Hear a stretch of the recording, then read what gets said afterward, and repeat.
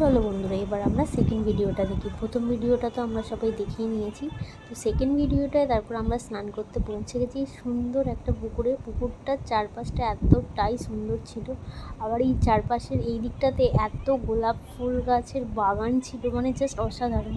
তোমরা দেখতেই পাচ্ছ গোলাপ গাছগুলো দেখা যাচ্ছে কিছু কিছু। তো দিদি আমার ঘর তুলেছিল, দিদি ডুব গেলে এবার আমাকে বরণ করবে।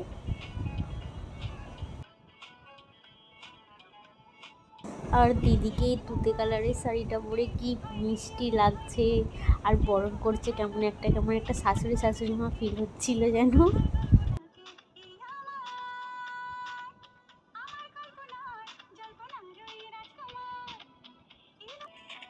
আর সারা বিয়ে বাড়িতে আমার এই রত্না দিদির দায়িত্ব ছিল শাঁখ বাজানো। বেশিরভাগ ভিডিওতেই তোমরা দেখতে পাবে দিদির হাতে একটা শাঁখ আছে আর দিদি শাঁখ বাজাতে থাকছে। তো যাই হোক, তারপরে এটাকে কি একটা বলে, নানিমুখ না কিছু একটা হবে, যাই হোক ভুলে গেছি এই মুহূর্তে। এটা দাদা আর দিদাকে দেখানো হলো। তারপর দেখো দেখো দেখো আবার ও শাঁখ নিয়ে পড়েছে। যাই হোক, তারপরে এখানে কী সব বলতে হয়, কার ঘাটে পা দিচ্ছ, এরকম কিছু একটা রিচুয়ালস ছিল। তারপর আমার হাতে সুতোটা বেঁধে দেওয়ার পর এবার আমার তো বিয়ে মানে গোধূলি লগ্নে ছিল, মানে খুব তাড়াতাড়ি বর চলে এসেছিলো। তো বর আসার ভিডিওটা এর পরে দেবো। চলো, এই ভিডিও এই পর্যন্তই, টাটা।